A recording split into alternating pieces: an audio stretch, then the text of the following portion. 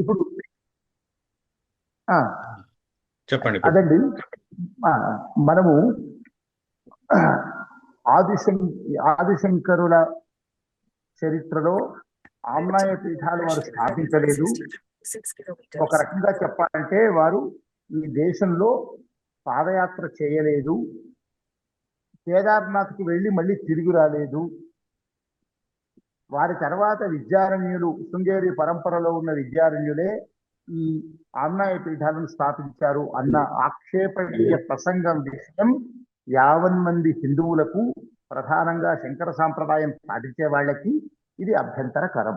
ఎందుకు అభ్యంతరకరం అంటే, ఇవాళ చిరంజీవి స్వామి వారు సమతామూర్తిని ప్రతిష్ఠించిన, ఓ మంత్రాలయంలో రాఘవేంద్ర స్వామిని ప్రతిష్ఠించిన, మధ్వాచార్యులు ఇంకేమన్నా చేసిన, ఉడిపి లాంటి చోట్ల మధ్వ మఠాలు ఏర్పాటైనా, ఇవాళ మనం కూడా ఇలా సనాతన ధర్మంలో ఉండి అనేక కార్యక్రమాలు చేస్తున్నాం. ఇప్పుడు నేను బగరాముఖి శక్తిపీఠంలో ఉన్నా, ఇలాంటి కార్యక్రమం చేస్తున్నామని అనుకున్నా మనకు ప్రధానంగా ఎవరు, ఏ కారణం? ఆదిశంకర భగవత్పాదులు పాషండ మతాలను ఖండించి, అవైదిక మతాలను ఖండించి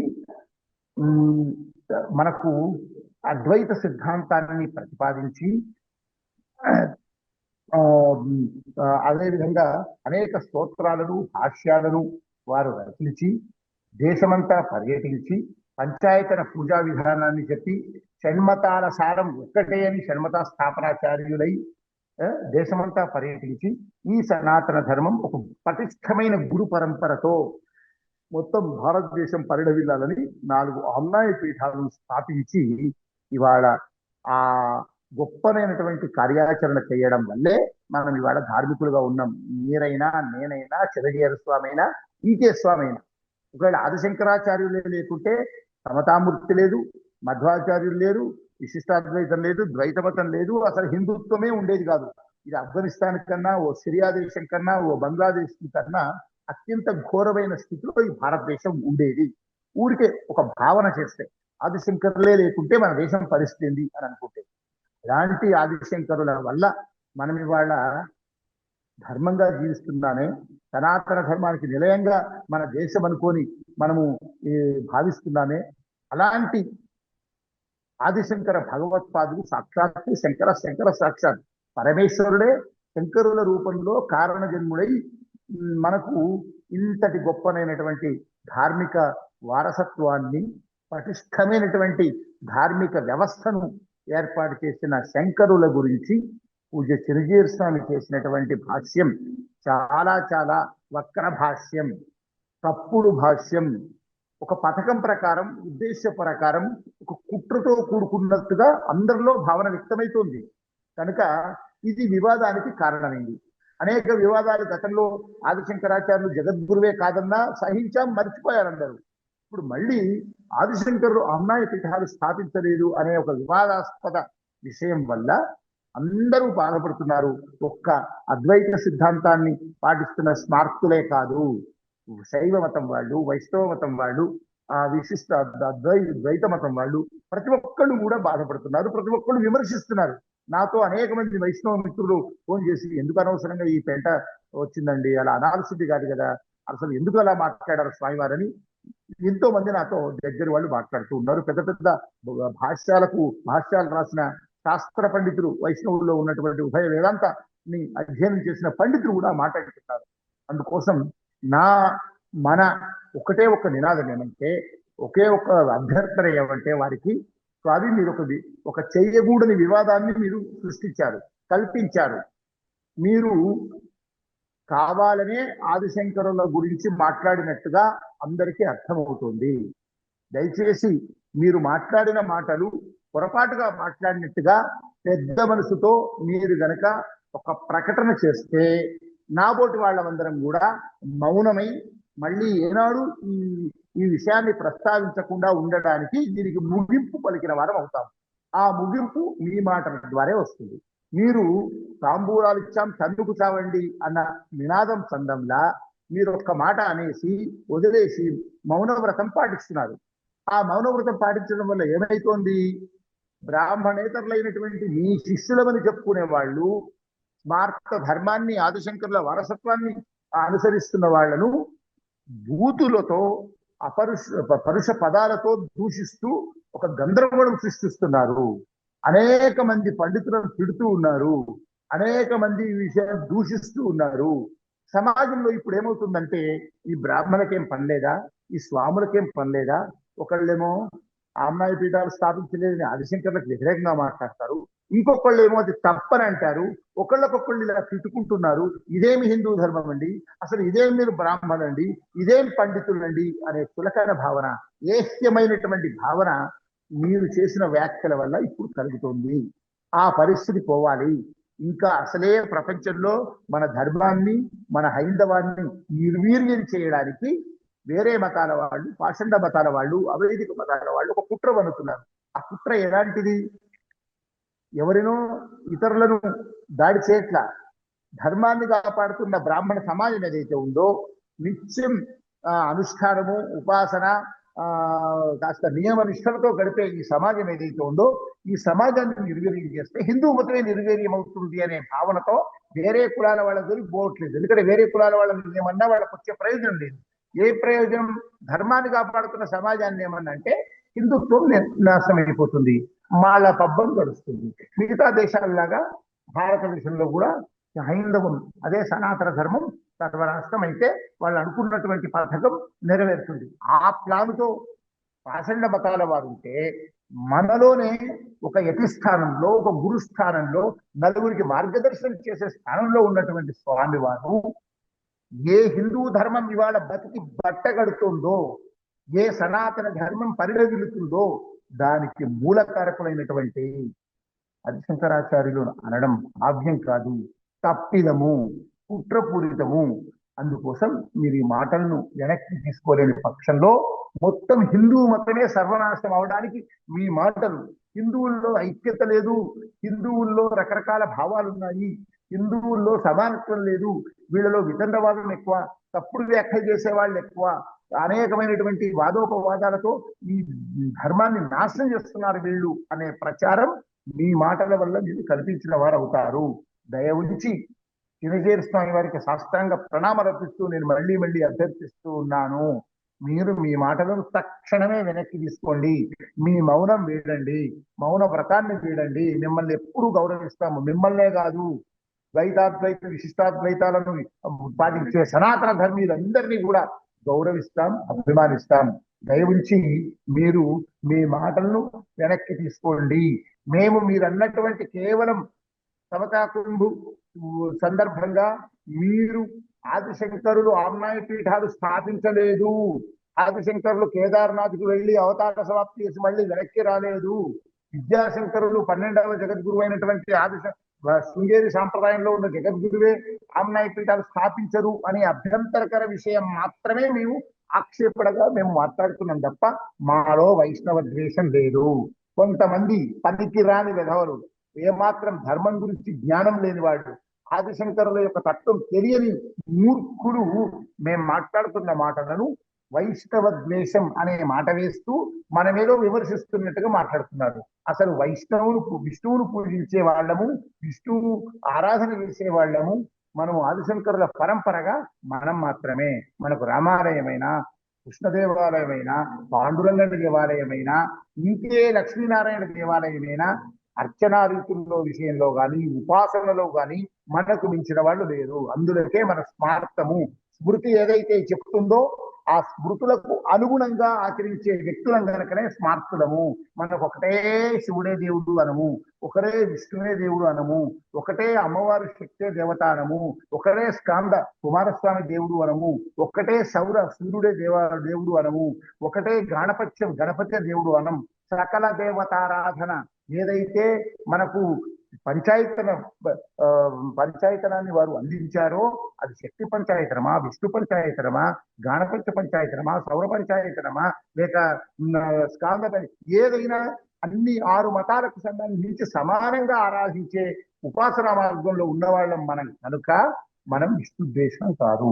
విష్ణుద్వేషం అనే ముద్ర వేసి సామాజిక మాధ్యమాల్లో ప్రజల్లో మన మీద వ్యతిరేకత తీసుకురావడానికి కూడా ఒక కుట్ర జరుగుతుంది. ఆ కుట్రకు కూడా కారణం చిరంజీవి స్వామి వారే అవుతారు. ఎందుకు? వారన్న మాటల వల్ల ఇవన్నీ ప్రకంపనలు, ఈ ప్రతిస్పందనలు వస్తున్నాయి కనుక మనం అందరం కూడా గట్టిగా డిమాండ్ చేయాల్సిన పని వారు మాటలను వెనక్కి తీసుకోవాలి. అనవసరమైన వివాదాలు మళ్ళీ చేయవద్దు. లేని పక్షంలో మనమందరము కూడా మరొక శంకర విజయాన్ని అందరం అధ్యయనం చేయాలి. మాధవీయ శంకర విజయాన్ని సుస్పష్టంగా చెబుతూ ఆమ్నాయ పీఠాల గురించి, శంకర సాంప్రదాయాల గురించి, శంకరుల వల్ల ఈ దేశానికి, ఈ మన అఖండ భారతావానికి జరిగిన మేలు గురించి, సనాతన ధర్మం బతికి పట్టడానికి శంకరులు ఏ విధంగా కారకులో మనం విస్తృత ప్రచారం చేస్తూ గట్టిగా వారి దుష్ప్రచారాన్ని ఖండించి, ఆనాడు అవైదిక మతాలతో ఎవరికైతే పోరాడారో ఇప్పుడు కూడా అదే శక్తుల్లాగా వీళ్ళని భారించి మనం కూడా పోరాడాల్సి వస్తుంది. ఒక్కొక్కరం ఒక్కొక్క శంకరాచార్యులమై మనము పోరాటం చేయాల్సి ఉంటుంది. ఆ పరిస్థితి రాకుండా చూస్తాడని మనం భావిద్దాం. అలా రాకూడదని కోరుకుందాం. వైష్ణవ ద్వేషం అని తప్పుదో పట్టించే వాళ్ళకు కూడా గట్టిగా బుద్ధి ఇద్దాం. మనందరం కూడా ఈ విషయంగా మనందరము ఐక్యంగా ఒక కార్యాచరణతో ఎవరిని నిందించకుండా, పరష పదాలు మాట్లాడలేకుండా శంకర్ల తత్వాన్ని ముందుకు తీసుకెళ్ళడానికి ప్రయత్నం చేద్దామని కోరుకుంటూ, నేను ఎక్కువసేపు మాట్లాడలేను. ఒక సభ మొదలైంది, నేను సభకు వెళ్ళాలి కనుక దయచేసి నన్ను మన్నించి, నన్ను మీరు ఏది పూర్తి నిర్ణయం తీసుకున్నా బద్ధుడనై అందరము ఒక సమిష్టిగా ముందుకు వెళ్దామని కోరుతూ సెలవు. సర్వే జనా సుఖినో భవంతు. నమస్కారం. గారు, మీ ఇంత బిజీ స్కెడ్యూల్లో వచ్చి మా కోసం ఈ మాట మాట్లాడినందుకు, శంకర నిందకులకి పీచమనచడానికి మీరు ముందుంటారు, మీ వెనకాల మేము అందరం ఉంటాము, కలిసికట్టుగా పనిచేద్దామని కోరుతూ, మీరు శాస్త్రుల విశ్వనాథ శాస్త్రి వారి సభకి అటెండ్ అవ్వాల్సింది కోరుతూ, మన ఇప్పుడు రామచంద్రమూర్తి గారికి తమ స్పందన తెలియజేసుకుని కోరుతున్నాను క్లుప్తంగా. గొప్ప శ్రీనివాస శాస్త్రి గారు కూడా జాయిన్ అయ్యారు. అయ్యా నమస్కారం. అందరికీ నమస్కారం అండి. శ్రీ గణేశ శారదా గురుభ్యో నమః. నమఃశంకరాయ. ఇక్కడ చాలా గొప్పగా చర్చ జరుగుతుంది. ఇప్పటికీ యాక్షన్ ప్లాన్ అన్నది జరగడం చాలా సంతోషంగా ఉంది చూడడము. ఇది చాలా, అలాగే మనం ఇక్కడ ఈ శంకర నింద అన్నది ఈ భారతదేశంలో వినడం అన్నదే చాలా గొప్ప దౌర్భాగ్యమైన స్థితి అన్నమాట. జగద్గురుల యొక్క పాద స్పర్శతో ఎంతో పునీతమవుతున్న ఈ భూమిని మరి ఆసురీ శక్తులు ఎలా ఆపుదామనో నిందిద్దామనో ఎలా పెట్టుకుంటున్నారో తెలియదు. అదొకటి చాలా బాధాకరంగా ఉంది. అయితే ఇక్కడ మనం చూడాల్సింది, వాళ్ళు ఎవరైతే నిందలు వేస్తున్నారో వారు ఎలా చెప్తున్నారు అంటే, ఇక్కడ స్పష్టంగా జరిగింది ఏమిటంటే, ఒకానొక మనిషి యొక్క స్వార్థము, ఈర్ష, అసూయ, ద్వేషములన్నీ వెళ్ళగెక్కుతున్నారనమాట వాళ్ళ యొక్క వేదికల్లో. ఈ విషయాల్ని సమాజంలోకి ఎలా తీసుకెళ్తున్నారు అంటే, శివకేశవులకి ఏదో భేదం ఉన్నది, లేదా స్మార్తులకి వైష్ణవులకి ఏదో భేదం ఉన్నది, లేదా అద్వైతులకి ద్వైతులకి భేదం ఉన్నది, ఇలాగా మిస్లీడ్ చేస్తున్నారు. చిన్నప్పటి నుంచి ఒక సందేహం ఉండేది నాకు. ఏమిటి అంటే, బ్రిటిష్ వాళ్ళు, ఇంతమంది జనాభా ఉన్న భారతదేశంలో ఈ బ్రిటిష్ వాళ్ళు కానీ ఇతరులు కానీ ఎలా వచ్చి చొచ్చుకొని ఇలా మనల్ని ఇలా వెన్నుముక్క అయిన మన ఈ సంస్కృతిని ఎలా దెబ్బతీశారు అని ఒక అనుమానం ఉండేది. ఇప్పుడు ఈ పలానా జియర్ వారి వ్యాఖ్యలు అవి చూసి, వాళ్ళ యొక్క అనుయాయుల ప్రవర్తన చూస్తే అర్థమైంది, అప్పుడు చేసినట్లే ఇప్పుడు వీళ్ళు చేస్తున్నారు అని. అంటే సమాజంలో చిచ్చు పెట్టడం, భేదం చేయడము. అప్పుడు జనాలు అల్లకల్లోలం అవుతున్నారు. పండితులు ఇప్పుడు వారు ఎన్ని చెప్పినా శంకరుల యొక్క ఔన్నత్యాన్ని ఎవ్వరూ కించిత్ కూడా కిందకి తీసుకొచ్చేది జరగదు. ఆకాశం వంటి వారి శంకరులు. వీరు ఎన్ని వ్యాఖ్యలు చేసినా కూడా ఆ వారి యొక్క కుబుద్ధి బయటపడుతుంది తప్ప ఏమీ లేదు. కొందరు అంటూ ఉంటారు, మరి జగద్గురువులు మాట్లాడొచ్చు కదా అంటే, తుల్య నిందా స్తుతిర్మౌని అని స్థితప్రజ్ఞ అవస్థలో ఉన్న గొప్ప జగద్గురువులు వారు. వారు ధర్మాచరణం వైపు పెడతారు తప్ప వారి యొక్క సమయాన్ని అవన్నీ ఇలాంటి వాటిని పట్టించుకోరు. అయితే మనము శంకరుల కింకరులము, ఆ అనుయాయులము అయిన మనము అవి ఎలాగ ఆపాలి, జనాల్లోకి ఈ విష ప్రచారము ఎలాగా చొచ్చుకోకుండా ఉండాలి అన్న ఒక బాధ్యత మన యందు ఉంది కూడా. అందుకని మనం ఇవన్నీ చేస్తున్న చక్కటి ప్రయత్నం చాలా గొప్ప విషయం అది. రెండో, ఈ పంచాయతనాలు ఇవన్నీ కూడా పురాణాల ప్రమాణంగానే ఉన్నాయి, పురాణాల్లో చెప్పబడ్డాయి. అద్వైతం అన్నది ఉపనిషత్తుల్లో చెప్పబడింది స్పష్టంగా. శివమద్వైతం చతుర్థం మన్యంతే అనే మాట మాండుక్యంలో ఉంటుంది. వారు అవి చదవరు, పట్టించుకోరు కాబట్టి వారికి అవి తెలియవు. పురాణాల్లో పంచాయతన దేవత గురించి ఉన్నాయి. ఇంకా గొప్ప విషయం చూస్తే, అసలు భూమిలో మీరు ఈ భారతదేశంలో చూస్తే పంచాయతన శిలలు ఉన్నాయి. అంటే ప్రకృతికి అలా ఉన్నాయి. ప్రకృతిలో పంచాయతన శిలలు, ఈ బాణలింగాలు కానీ, శోణభద్రాలింగ శిలలు కానీ, అలాగే మనకి శాలగ్రామాలు కానీ, సువర్ణముఖివి కానీ, స్ఫటికాలు కానీ పంచాయతీలో ప్రకృతిలో ఉన్నాయి. ఈ ముఖ్యంగా ఈ షణ్మతాలు కూడా ఈశ్వర తత్వానికి చెందిన. మీరు గమనిస్తే ఎంత గొప్ప విషయము, వేరే ఏ దేవత కూడా స్వయంభూగా రాడు. ఒక గణపతి రాగలుగుతున్నాడు. స్వయంభూ గణపతులు అనేక ఉన్నాయన్నమాట. మన కాణిపాకం నుంచి ప్రారంభిస్తే ఇంకా లింగాలు చెప్పక్కర్లే. శివలింగాలు, జ్యోతిర్లింగాలు, పంచారామాలు ఎన్నో ఉన్నాయి. నారాయణమూర్తి చెప్పక్కర్లే. మన వెంకటేశ్వర స్వామి దగ్గర నుంచే ఎన్నో అలాగా యోగంతో అలా వారు ఉన్నవి ఉన్నాయి. అమ్మవారి దుర్గాదేవి కింద ఉన్నారు. సూర్యనారాయణ వారి సూర్య అలాంటి గొప్ప క్షేత్రాల్లో ఉన్నారు. అంటే ఈ పంచాయతనాలే సుబ్రహ్మణ్యుడు, మోపిదేవి అలాంటి వాటిల్లో. అయితే మీరు ఇక్కడ చూడాల్సింది, ఈ షణ్మతాలు శంకరులు చెప్పారా అంటే వేదమే చెప్తోంది, పురాణాలు చెప్తున్నాయి, ప్రకృతి సహజంగా ఉన్నాయి. ఈ షణ్మతాల దేవతలే స్వయంభూ అంటేనే వారి యొక్క ఇచ్ఛాశక్తితో, ఐశ్వర్యముతో వారు అక్కడ ప్రకటితం అవుతున్నారు. అంత స్పష్టంగా తెలుస్తుంది. కళ్ళు ఉన్నవాడు తెరిచి చూస్తే తెలిసేదే. దాన్ని పుస్తకం కూడా పట్టుకోక్కర్లేదు. ఒక 4 అడుగులు బయటకు వేస్తే స్వయంభూ క్షేత్రాలు కనబడుతున్నాయి వీళ్ళందరివి. అందుకని దానికి అసలు అది ఎవరో పెట్టారు, మళ్ళీ విద్యారణ్యులు వారు పెట్టారు అన్నది చాలా హాస్యాస్పదమైన వాక్యాలు అవి. అలాగే వాళ్ళ శిష్యులు కూడా ఎలా తయారవుతున్నారు అంటే గుడ్డిగా మీరు వైష్ణవ ద్వేషులు ఇలా ఒక నిందని ఇంకా కొనసాగిస్తున్నారు, ఆపాదిస్తున్నారు అన్నమాట. చాలా తప్పుడు ప్రచారం అది. కొందరు అంటున్నారు, ఏమంటున్నారు వీళ్ళు అంటే, శంకరుడు వైష్ణవుడే అంటే తప్పే ఉంది, అందుకే కదా విష్ణు సహస్రనామానికి భాష్యం ఇచ్చారు అన్నారు. మంచిది, అలా అనుకోవడంలో దోషం ఏమీ లేదు. కానీ విష్ణు సహస్రనామంలో వారు దర్శించిన విష్ణువు ఎలా ఉన్నారో చూస్తే తెలుస్తుంది. సాక్షాత్తు ఉపనిషత్ ప్రతిపాదితమైన బ్రహ్మముని చెప్పారు అక్కడ, నిత్య శుద్ధ చైతన్యము అని చెప్పారు. అట్లాగే వారు త్రిశక్తికి కూడా భాష్యం ఇచ్చారు, అమ్మవారికి సంబంధించింది. అది కూడా భాష్యమే కదా, అవి నామాలే కదా, ఇంకా మూలమంత్రం ఉంటుంది అమ్మవారివి. ఎంత గొప్ప విషయాలు అంటే ఒకే దృష్టిలో చూసుకుంటూ ఉంటే వారికి నిజం అవగతం కావట్లేదు. ఇది ఏమిటి అంటే కేవలం కుళ్ళు కుతంత్రం వల్ల. కానీ మనం ఏమి చేయాలి అన్నది, శంకర సాంగత్యం అన్నది ఒకటి గట్టిగా ఇలాగే నింద నిర్మూలన, శంకర ప్రచారం చేయాలి. నా వంతు నేను శంకర సాంగత్యం అని చెప్పి ఈ బ్రహ్మాస్మి తరపున చేసే దాంట్లో వచ్చే వారం నుంచే మాధవీయ శంకర విజయాల పాఠాన్ని ప్రారంభిస్తున్నాను. అలాగే ఎక్కడ అవకాశం ఉన్నా కూడా గొప్ప వాళ్ళందరూ కూడా మనం ఆ కార్యక్రమాలు వచ్చేది కూడా మన వైశాఖ శుక్ల పంచమి నాడు శంకర జయంతే కాబట్టి ఆ సమయానికి ప్రచారం మాధ్యమంలో ఎన్నైనా కూడా ప్రసారణ మాధ్యమంలో చక్కగా అందరూ కూడా మనం శంకరుల యొక్క తత్వాన్ని చెప్పుకుంటూ గొప్పగా ఉండే అవకాశాన్ని కూడా మనం తెచ్చుకుంటూ జనాల్లోకి తీసుకువెళ్ళాలి. ఇక్కడ ఇంకొకటి, సామాన్యమైన ప్రజల్లో అల్లకల్లోలాన్ని క్రియేట్ చేస్తున్నారు కాబట్టి దీనికి యాక్షన్ ప్లాన్ లాగా లీగల్ గా ప్రొసీడ్ అవ్వడం అనేది చాలా ఉత్తమమైన మార్గం. జనాలు కష్టపడుతున్నారు ఇక్కడ. మనం వీళ్ళు ఎంత చెప్పినా మనం ఎంత చెప్పినా వీళ్ళు మన శంకర వాంగ్మయాన్ని పట్టుకుంటాం, అదే గతి మోక్షానికి. మనం ఎంత చెప్పినా వారు మరి ఏం చదువుతున్నారో తెలియదు. ఎందుకంటే వైష్ణవులు అన్న పేరు పెట్టుకొని, నిజమైన వైష్ణవుడు ఎంత గొప్పగా ఉండాలి, సాత్వికంగా శుద్ధత్వంతో ఉండాలి. ఎలా చూడగలం అంటే విష్ణు భక్తుల్ని చూస్తే తెలుస్తుంది. ఒక ధ్రువుడు ఎలా ఉన్నాడు, ప్రహ్లాదుడు ఎలా ఉన్నాడు, తనయందు అఖిల భూతములందు ఒక భంగి సమహితత్వంబున ఎరుగువాడు. ఒకేలాగా చూస్తాట అంతతత్వాన్ని. భగవద్గీతలో అదే అన్నారు, వాసుదేవ సర్వమితి సమహాత్మాసు దుర్లభ అని. మరి అలా ఉంటారు వైష్ణవులు. అంటే వీరు అవేమి చూసుకోవట్లేరు, చదవట్లేరు.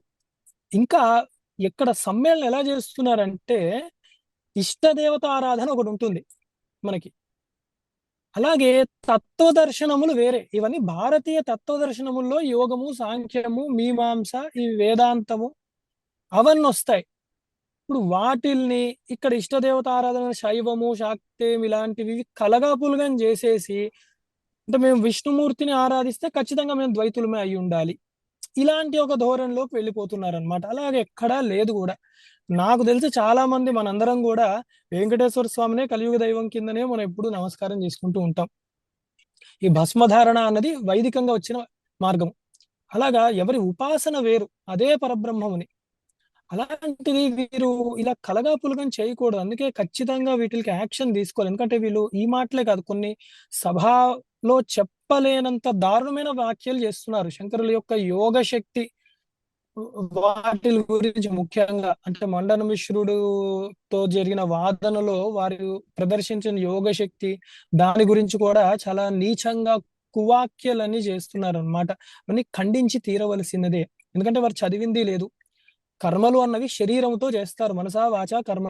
ఇప్పుడు ఆ లోపల ఉన్న శక్తే శంకరుల యొక్క శరీరం నుంచే విడివడి ఆ పంచ ప్రాణములు బయటికి వచ్చాయంటేనే ఆ శరీరం తాదాత్మ్యం ఆయనకి లేనే లేదు. అవతల వేరే రాజులో దూరింది అది అన్నప్పుడు కూడా అక్కడ కూడా ఆ రాజుకి సంబంధించిన మనసు వాచ కర్మనే అవుతాయి, జీవన్ముక్తుడికి ఉండవు. ఆయన సాక్షిగా చూసి చేసిన ఒక పని అది. దాన్ని వీరు తప్పుగా దృష్టాంతాన్నంతా చేసి చాలా హేయముగా మాట్లాడి ఇలా చేస్తే ఉంటే మనం కూడా 2 రాళ్లు వేయాల్సి వస్తుంది అనమాట.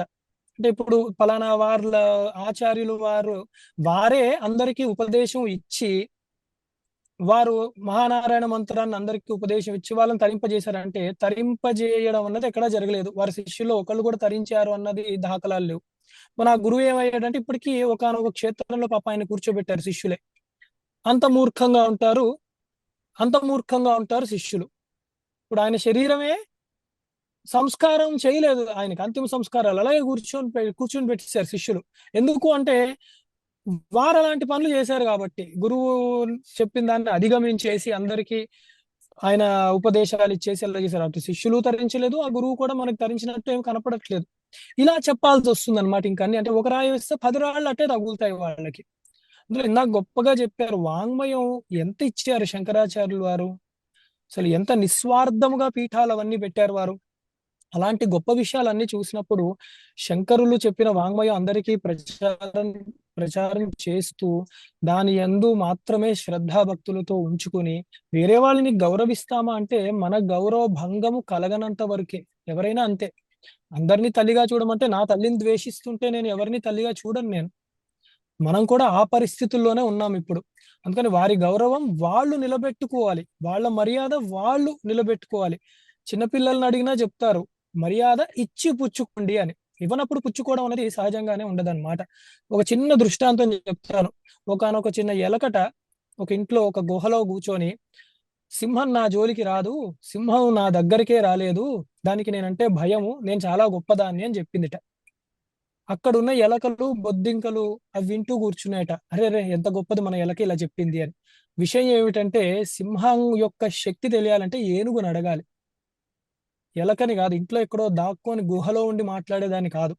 అందుకని శాస్త్ర చర్చన్నా వాళ్ళు సిద్ధంగా ఉండాలి. లేదు చక్కటి సంస్కారంతో మాట్లాడాలన్నా అది ఉండాలి. లేదా వారెన్నో కోట్లు పెట్టి కట్టుకున్న వారి యొక్క స్థలంలో సమయం సందర్భానుచితంగా వారి యొక్క వైభవాన్ని వారు చెప్పుకోవడం ఉత్తమం. ఒకవేళ లేకపోతే హరినామ స్మరణే గొప్పది.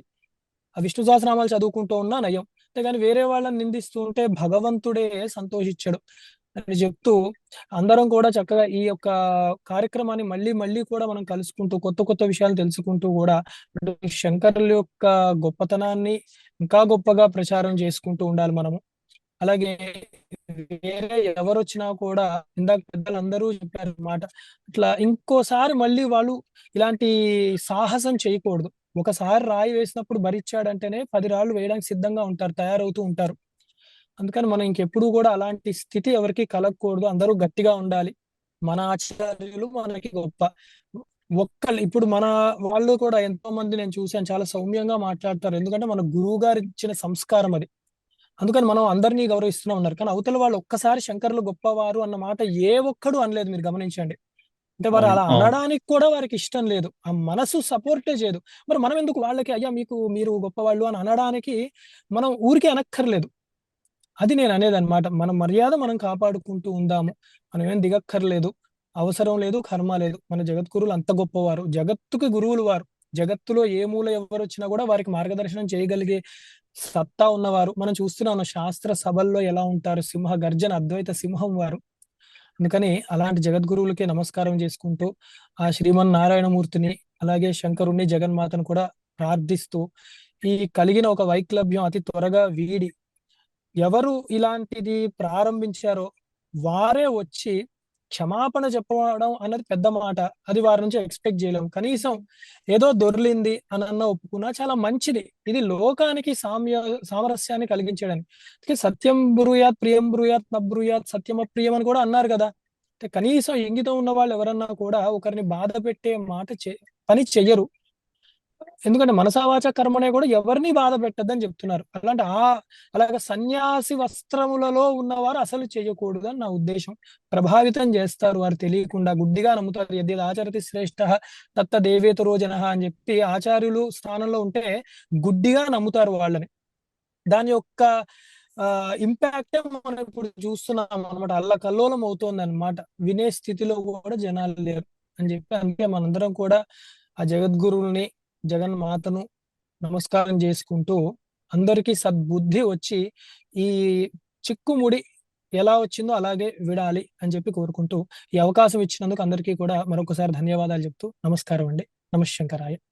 ధన్యవాస్మి రామచంద్రమూర్తి గారు. మీరు ప్రయాణంలో ఉండి కూడా జాయిన్ అయ్యి మా కోసం మాట్లాడినందుకు. ఇప్పుడు పూజ్యులు పెద్దలు కుప్ప శ్రీనివాస శాస్త్రి గారు ఉన్నారు. గురువు గారు నమస్కారం. క్లుప్తంగా అయ్యా మీరు మ్యూట్ లో ఉన్నట్టున్నారు.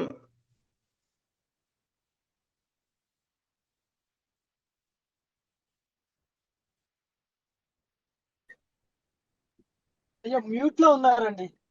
మీరు అన్మ్యూట్ చేయండి ప్రవీణ్ గారు. ఇప్పుడు వినిపిస్తుంది. గురుగారు నమస్కారం. క్లుప్తంగా మీ స్పందన, మీ ఖండన తెలియజేద్దామని కోరు. శృతి స్మృతి పురాణానాం ఆలయం కరుణాలయం నమామి భగవత్పాద శంకరం లోకశంకరం.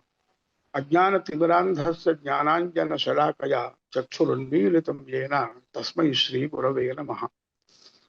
ఆదిశంకరులు జగద్గురువులు, జగత్తు మొత్తానికి గురువులు. కాబట్టి ఈ షణ్మతములను స్థాపన చేశారంటే పునరుద్ధరించారు. షణ్మతములలో ఉన్నటువంటి ఒక్కొక్క మతం వాళ్ళు మేము ఇతర మతము కంటే భిన్నులము అనేటువంటి భావనలో ఉన్నటువంటి వాళ్ళని వాళ్ళ యథాతథ స్థితిని కొనసాగిస్తూ మన అందరిలో కూడా ఒక అనుస్యూతంగా, అవిచ్ఛిన్నంగా, అనాదిగా ఒక ఏకత్వం ఉన్నది, అదే అద్వైత స్థితి అనేటువంటి సిద్ధాంతాన్ని ప్రతిపాదన చేశారు. కాబట్టి శంకరులు అన్ని భావములను, అంటే వేద సమ్మతమైన భావములను ఆదరించటమే కాకుండా పునరుద్ధరించటమే కాకుండా అందరిలోనూ, అన్ని భావములలోనూ, అన్ని మతములలోనూ ఉన్నటువంటి అంతఃసూత్రాన్ని, అంటే అద్వైత స్థితిని మళ్ళీ మనకి తెలియచేశారు. అదే అద్వైత సిద్ధాంతాన్ని పునః ప్రతిపాదించారు. ఈ అద్వైత సిద్ధాంతం అనేది వేదములు ఎంత అనాది అయినటువంటి వేదముల యొక్క పరమ తాత్పర్యము అద్వైత సిద్ధాంతము. దానిని మరలా ఆనాటి శంకరుడు అవతరించటానికి ముందు ఉన్నటువంటి పరిస్థితులలో భేదభావములు ప్రబలిపోయి, అజ్ఞానము వలనో అపార్థము వలనో ప్రబలిపోయి, ఎవరికి వాళ్ళు మీరు వేరు మేము వేరు అనేటువంటి భేదభావనతో కొట్టుమిట్టాడుతున్నటువంటి సందర్భములలో అందరం ఒకటే. త్వయమయి చ అన్యత్ర ఏకో విష్ణు వ్యర్థం కుప్యసి మయి అసహిష్ణు అని చెప్పని కూడా శంకరుల యొక్క బోధనలో ఉన్నది మనకి. అంటే నీవు వేరు నేను వేరు, నీవు వైష్ణవుడివి నేను శైవుణ్ణి, నేను శాక్తేయుణ్ణి అని భేదభావనలో కొట్టుమిట్టాడుతున్నప్పుడు నీలో ఉన్న విష్ణువు, నాలో ఉన్న విష్ణువు అంటే మనకి చిన్నజీయర్ స్వామి వారు చెప్తున్న విష్ణువు కాదు, వ్యాపకత్వాత్ విష్ణువు. ఇక్కడ విష్ణు శబ్దానికి సర్వవ్యాపకమైన పరబ్రహ్మతత్వము అని అర్థం చేసుకోవాలి. శంకరుల యొక్క తాత్పర్యం అదే అని పెద్దలు చెప్తూ ఉంటారు. కాబట్టి నీలో నాలో సర్వత్రా ఉన్నటువంటి నిండి నిబిడీకృతమైనటువంటి యథార్థ స్వరూపమైనటువంటి పరబ్రహ్మతత్వమే ఉన్నది కనుక నన్ను చూసి నీవు ద్వేషించకు, నిన్ను చూసి నేను ద్వేషించను. అందరం కలిసి ఆనందిద్దాం. సత్తుచితో ఆనంద స్వరూపమైనటువంటి ఆ పరబ్రహ్మ యొక్క లక్షణమైనటువంటి ఆనందాన్ని అనుభవిద్దాము అని చెప్పని ఆ అందరూ ఆనందాన్ని అనుభవించటం కోసమే అద్వైత సిద్ధాంతాన్ని ప్రతిపాదన చేశారు. ద్వితీయాద్వై భయం భవతి అని కూడా ఉన్నది.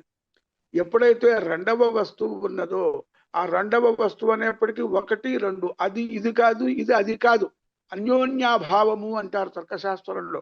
ఎప్పుడైతే ద్వితీయ భావన అంటే భేద భావన, ద్వితీయం ఉండొచ్చు, తృతీయం ఉండొచ్చు, సహస్రం ఉండొచ్చు, అనంతమైన సంఖ్యగా ఉండొచ్చు, కానీ భేద భావన ఉండకూడదు. ఆ భేద భావనని పోగొట్టారు. అదే అద్వైతం యొక్క సిద్ధాంతం యొక్క గొప్పతనము, ఆవశ్యకత. నేటి కాలానికి శంకరుల యొక్క పరమ అనుగ్రహము. ఇప్పుడు ఏమైందంటే, ఇప్పుడు కలియుగం కదా, కలిపురుషుడు యొక్క ప్రభావం ఎక్కువ ఉంటుంది. ఉత్తములైనటువంటి వాళ్ళని కూడా కలిపురుషుడు ప్రవేశించి వాళ్ళని అజ్ఞానానికి ప్రచోదన చేస్తూ ఉంటాడు. ఆ విధముగా గురుస్థానంలో ఉన్నటువంటి కొంతమందిలో కలిపురుషుడు ప్రవేశించి ఇటువంటి భేదభావాన్ని వాళ్ళ నోటి నుంచి పలికిస్తున్నాడేమో అని నాకు అనిపిస్తూ ఉన్నది. కాబట్టి ప్రస్తుతము మరి కాలంలో మరొక శంకరులు అవతరించవలసినటువంటి అవసరము ఏర్పడింది. అంటే ఆది శంకరులు అవతరించక ముందు 72 మతాలు, ఆది శంకరుల యొక్క అష్టోత్తర శతనామ స్తోత్రంలో ద్విసప్తతి మతోక్షేత్రే నమః అనేటువంటి గొప్ప నామం ఉంది, ఆదిశంకరుల నామం. ఆ విధముగా 72 అన్నారు. ఇంకా ఎక్కువ ఉండొచ్చు, తక్కువ ఉండొచ్చు, సుమారుగా 72 అని చెప్పారు. ఈ 72 అవైదిక మతములను కూడా ఖండించి అన్నిట్లోనూ వైదికత్వాన్ని, వైదిక అంటే వేదం యొక్క పరమ సిద్ధాంతమైన అద్వైత తత్వాన్ని స్థాపన చేశారు. నీవున్న స్థితిని నీవు పోగొట్టుకోవక్కర్లేదు, ఎలా ఉన్నావో అలా ఉండు, భావనలో మాత్రం అద్వైత భావనని అనుభవించు అని చెప్పారు. ఆ విధముగా పునః ఆదిశంకరులు అవతరించి, అంటే ఆదిశంకరులు లాంటి జగద్గురువులు, మహానుభావులు, తత్స్థానీయులు. ఎందుకంటే జగద్గురువులు ఆదిశంకరులు అవతరించిన తరువాతనే, అంతకంటే ముందు ఏమన్నా ఉన్నప్పటికీ మనకి చరిత్రగాధారాల్లోకి వెళ్దాం, తర్వాత సంగతి అది. ఉన్నప్పటికీ కూడా వాళ్ళల్లో కూడా ఆదిశంకరులలో ఉన్నంత అద్వైత భావన, అభేద స్థితిని చెప్పిన వాళ్ళు లేరు. ఆదిశంకరులు మాత్రమే వారు అవతరించి పునః అటువంటి అభేద భావాన్ని, అద్వైత సిద్ధాంతాన్ని ప్రతిపాదన చేశారు. కాబట్టి ఇప్పుడు కూడా నన్ను ఆదిశంకరులు లాంటి వ్యక్తులు అవతరించే ఉన్నారు. వారు రంగంలోకి దిగుతారు. ఆదిశంకరులు ఎట్లా అయితే ఆ 72 మతములను మరి ఖండించి ఒకటైనటువంటి అద్వైత సిద్ధాంతాన్ని ప్రతిపాదించారో అటువంటి సిద్ధాంతాన్ని ప్రతిపాదించవలసిన అవసరం ఉన్నది. కాబట్టి ఆనాడు ఆసేతు హిమాచలము కూడా ఆదిశంకరులని అనుసరించారు. కాబట్టి మనము ముఖ్యంగా మనము ఎవరైతే ఉన్నామో మనము ఒకటి చెయ్యవాలి. ఒక తత్వాన్ని ప్రతిపాదన చేయాలంటే ఆదిశంకరులు ఎంత అధ్యయనం చేశారు, ఎంత ప్రచారం చేశారు. కాబట్టి ఒక విషయము మనకి ప్రజల్లోకి బాగా తీసుకుని వెళ్ళాలి అంటే, ప్రజల్లోకే కాదు, వ్యక్తిగతంగా మనందరికీ కూడా అధీతి బోధ ఆచరణ ప్రచారములు చాలా అవశ్యం.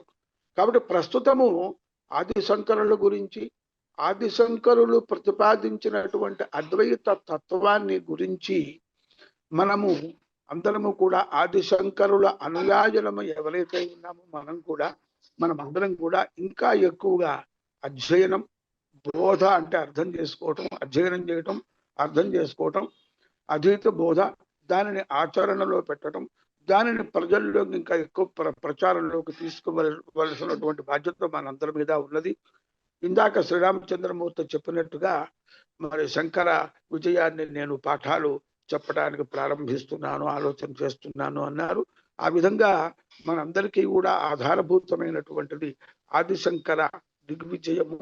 అది అధ్యయనం చేసి దానిని మూలంగా చేసుకుని ఇంకా మన జగద్గురువుల యొక్క అనుగ్రహంతో, వారి అనుమతితో, వారి ఆశీస్సులు తీసుకుని ఈ విధముగా కొంతమంది ద్వేష, క్రోధ, అసూయాది భావములతో ఎవరైతే అద్వైత సిద్ధాంతానికి తూట్లు పొడిచేటట్టుగా స్థాపితమైనటువంటి, నిత్యమైనటువంటి, నిరూపితమైనటువంటి సత్యములను అబద్ధములను ప్రచారం చేస్తున్నారో వారి భావాలను మనము మరి చక్కగా వారికి అర్థమయ్యే రీతిలో, చక్కగా వారికి మనం అర్థమయ్యే రీతిలో, ప్రజలందరికీ అర్థమయ్యే రీతిలో పైనుంచి కింద వరకు కూడా మరి మనము వాళ్ళందరికీ కూడా అర్థమయ్యే రీతిలో తెలియచెప్పవలసినటువంటి బాధ్యత మనకున్నది.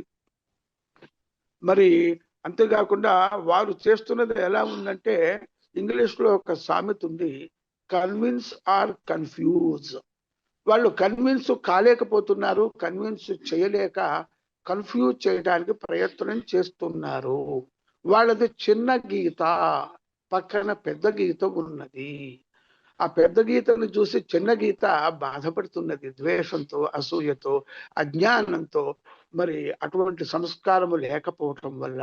అందువల్ల ఆ చిన్న గీత ఏమి చేస్తున్నది అంటే, ఆ చిన్న గీత తను పెద్ద గీత కావటానికి ఏ పెద్ద గీతనైతే చూసి బాధపడుతున్నదో, ఆ పెద్ద గీత కంటే తను ఇంకా పెద్ద గీతగా కావాలని ప్రయత్నం చేయలేకపోవటం వల్ల పెద్ద గీతని చెరిపేయాలని ప్రయత్నం చేస్తూ ఉన్నది.